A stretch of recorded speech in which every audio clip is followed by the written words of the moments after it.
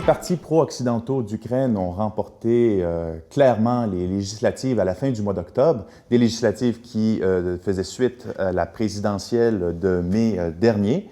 Donc, à quoi ressemble aujourd'hui le portrait politique de l'Ukraine? Qu'est-ce que nous disent ces élections sur la situation politique en Ukraine? J'en parle avec Hélène Thibault, qui est postdoctorante au Cerium et qui a été observatrice électorale lors de ces élections. Bonjour. Bonjour. Vous avez non seulement observé ces élections, mais vous avez aussi observé la présidentielle et les législatives avant la chute du régime Yanukovych. Qu'est-ce qu'il y a eu de différent dans cette dernière élection à la fin du mois d'octobre? Oui, premièrement, je tiens à préciser que j'étais observatrice pour l'Organisation Sécurité et Coopération en Europe, qui organise des grandes missions d'observation électorale.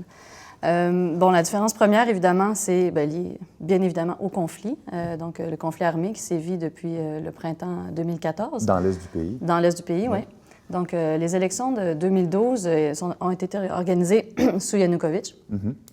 On peut reprocher bien des choses à l'ancien régime, mais l'OSCE a qualifié ces élections d'honnêtes et respectant la plupart des principes démocratiques qu'on attend d'une élection. Les élections sous Yanukovych. Les élections sous Yanukovych. Donc, il y a eu très peu de fraude. Le jour du scrutin, donc l'exercice démocratique, vraiment, le scrutin, marqué de très peu de fraude. Par contre, les élections, on a critiqué quand même le parti au pouvoir d'avoir fait une utilisation abusive des ressources pour la campagne, mais aussi, on reprochait aussi plusieurs cas d'intimidation des candidats. Ah oui. Mais ça, on peut le dire également pour les scrutins, dans une moindre mesure, pour les scrutins de mai 2014 et la présidentielle, la présidentielle en mai et les élections ici. Mais franchement, les élections qui ont eu lieu il y a 2 semaines ont à peu près respecté tous les standards démocratiques selon l'OSCE. OK. Qu'est-ce que ça a changé, en fait, sur la représentativité? Parce que ce qui est surprenant, c'est que le vote a eu lieu, évidemment, à la grandeur du pays, sauf l'Est ukrainien, et on a un vote massivement pro-occidental. Pourtant, il n'y a pas très longtemps, l'Est du pays était plutôt pro-russe ou nationaliste, penchant vers le slavophile un peu. Donc là, comment expliquer cette forte représentation des partis pro-occidentaux? Oui, en fait, une des grandes différences entre les élections de 2012-2014, c'est bien évidemment, comme je l'ai dit, le conflit, mais aussi les 2 dernières élections sont des élections anticipées. Donc, ce ne sont pas des élections régulières. Donc, on aurait pu imaginer, puis elles ont lieu dans un climat d'urgence, si on veut. On aurait pu anticiper un grand enthousiasme de la population, alors que il y a à peu près 14 millions d'électeurs en moins pour l'élection actuelle. Donc, on parle de la Crimée, qui sont encore considérés comme des citoyens ukrainiens par l'Ukraine, et dans toutes les régions de Donetsk et de l'Est, de Luhansk et Donetsk. Donc, c'est énormément d'électeurs qui n'ont pas participé, une majorité en fait. Donc, on a vraiment on a perdu des électeurs, mais non seulement on en a perdu parce qu'ils n'ont même pas pu voter, mais il y a plusieurs personnes qui ne se sont pas rendues aux urnes. La participation électorale est vraiment différente si on parle de l'Ouest ou de l'Est. Il y a des écarts d'à peu près 30 70 de participation dans certaines régions de l'Ouest, alors qu'on tombe à 40 dans l'Est. Dans le Sud-Est, notamment, où j'ai observé les élections, la région de Zaporozhye, qui est frontalière à Donetsk, on a eu des taux de 30-40 Ah oui? Donc, il y a vraiment moins d'enthousiasme pour les élections. De ce côté-là? De ce côté-là. Un côté qui est pro-russe? Davantage pro-russe ou moins pro-occidental? Non? Je pense que ce sont des régions russophones qui se sentent peut-être mal représentées par le gouvernement à Kiev.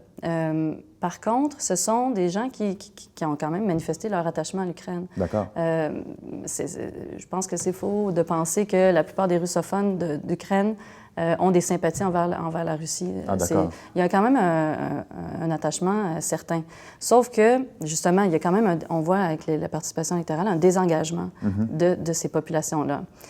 Donc, à savoir si ils sont bien représentés, c'est une question normative. Est-ce que les Canadiens sont bien représentés par leur gouvernement?